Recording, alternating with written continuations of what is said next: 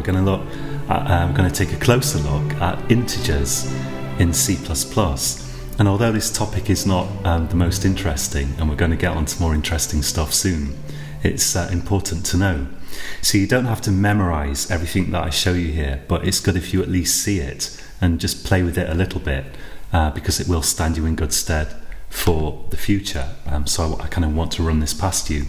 We've already seen that you can type stuff like int value equals 777 or whatever, and you can do cout value and endler, and if we run this program, then it's going to output 777. Now there are limits to how big an integer you can fit into this value, and that's because we're only allocating a certain amount of the computer's memory here.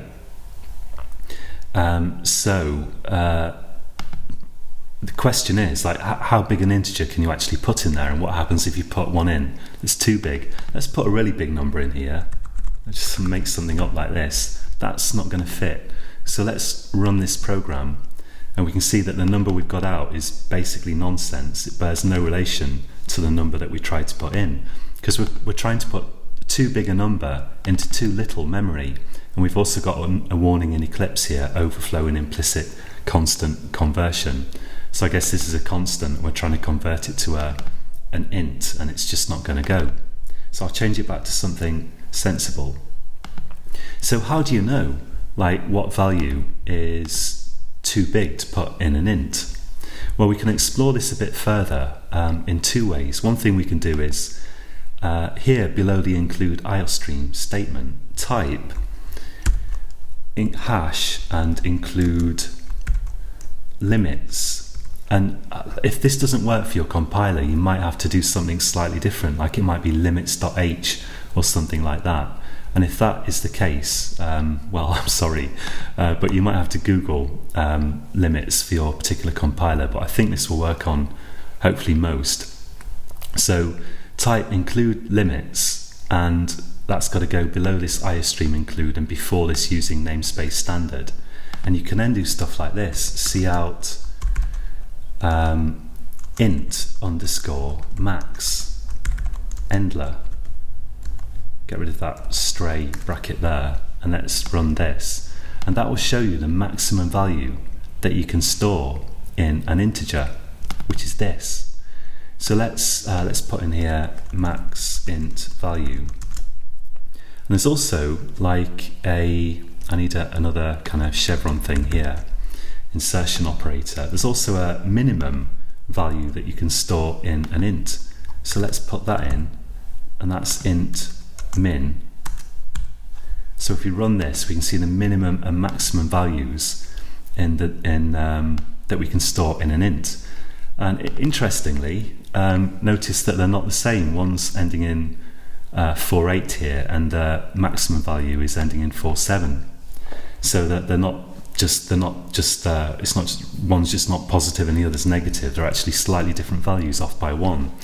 And I think we'll go into the reason for that in a video or two down the line, because it's worth knowing. But you have to bear in mind that you can't fit all values into this int. And if you want to know what else is in, so this int max is like a constant that's stored in this file that we've included in our program here.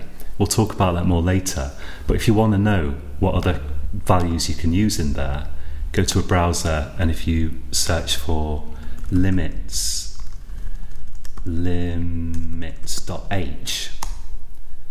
then you can easily find a reference to this that will show you. So we're using like int min and int max, but there are others here that you can also use. So what if you want a bigger integer? Well, you can change int by typing long. You can say long int. Let's call this L value equals, and some huge value that would not fit in an integer, and let's do cout and L value and endler, and let's see if that works. So if we run this now, so we build it and run it, and yes, these values match. If we chose an int here, I don't think they would match. Let's try it, because we'd be overflowing the amount that you can store in an int. So this is not the same as this, but if you use long, then it works. Now there's also a short int, let's call it s value, and you can fit quite small values in this. I'm not sure exactly what. Well, if we look at this file here, limits.h, we've got short max here. So this is the maximum value that you can fit in a short int. So let's go back to Eclipse, and we should be able to fit that in there. And let's just do a cout on that. I'm going to copy this one and put s value, and we'll compile it. Project build to get rid of that warning, and let's just run it. I could have just hit the run button actually. So yeah, that works. So most of the time you can just use like int and you don't really have to worry. But if you've got a really big number, you have to worry. And sometimes you want to save memory if you've got like a whole load of ints, and then you want to use a short value, or there might be some other reason why you want to use it.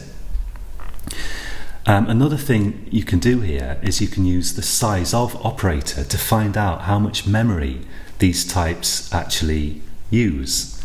So we could say here size cout and size of int, let's say, and then I'm going to type size of, and this is technically an operator, like this is an operator. I guess equals is an operator. Never really thought about it, to be honest. Plus is certainly an operator. This is also an operator, although it's got multiple characters in it. It's not just one symbol. But we call these things operators. They kind of operate on data somehow. And this one requires 2 brackets like that, or that's how you most often use it. And then we type int in there. Or you could also type a variable name in there, like value or s value or whatever. Let's try this though, end la. And if we run this, it's going to say size of int 4. What's that for? Well, it's 4 bytes, or in other words, it's 4 times 8 bits, which of course is 32 bits. So the maximum value you can fit in an int is going to be roughly, not quite exactly for reasons that we will get into, 2 to the power of 32. It's going to be in that region. Or actually a little bit less than that, probably. I don't know. Okay, yeah, so probably half as much as that, come to think of it, because basically we need 1 bit to represent whether it's signed or unsigned, it's negative or positive, but we will talk about that more in the future. So basically, yeah, there's 4 bytes allocated here for an integer, and we could do this, a similar sort of thing with, let's try it with short int, and let's type here short int and see how many bytes are allocated for that. So we'll run this, and we see that the short int is just 2 bytes. So the maximum number that you could represent in this would actually be 2 times 8. Well, 2 times 8 is 16, and because we need 1 bit for the sign, it's going to be 2 to the power of 15, I suppose. If I'm losing you here, don't worry, I'm almost losing myself. But it's just important to know that there are sizes to these types, and you can't, sometimes you need a different size type, is the basic gist here. You also can have, for example, you can use signed and unsigned with these as well. Like I can type unsigned int, let's call it u value equals, and then it can only be positive, it can't be negative, because we could put a negative value here. This is a signed int, meaning we can have negative or positive values in it. That's the default. So the default is a signed int. But if you type unsigned in front of it, then you can only have positive values in. And that means you can store a bigger number in it, because you don't need to use 1 bit internally to represent a negative or positive sign. So sometimes those are useful as well. Let's just output that. It's not going to do anything very interesting, but let's just run it. So with the signed int here at the top, we've successfully represented a negative value. You can't have a negative value in an unsigned int. you're going to get gobbledygook. That's the whole point of it. So that's not matching this. So if it's unsigned, it can only be positive, but you can fit a bit more into it. So sometimes that's useful. And a lot of compilers let you type just long instead of long int, like that. In fact, for all I know, they all do. So often you see just long or just short by itself. So yeah, we've covered integer types. We've looked at limits. We've looked at the limits.h file here. This is actually on your hard drive. There's probably a file called limits.h that we're bringing in with this kind of include symbol, but don't worry about that. We've looked at size of. So it's, even if you just watch this video, it's better than nothing, because you're gonna kind of come to understand these different types as we carry on programming stuff in this course. But if you can be bothered, it's definitely really good if you just practice declaring long and short ints, signed and unsigned ints. Try putting values into them. See what happens if you put a value in that's too big for the type. Try using size of to get information about the type, and maybe Google limits.h and just have a look at what's in there. And that's good for the moment. So this will feel probably like a lot of information, but the take-home message here is really just that we've got long ints, ordinary ints, short ints, and they can also be signed and unsigned. So you often need to pick the appropriate type for your particular program, but most often you just use int.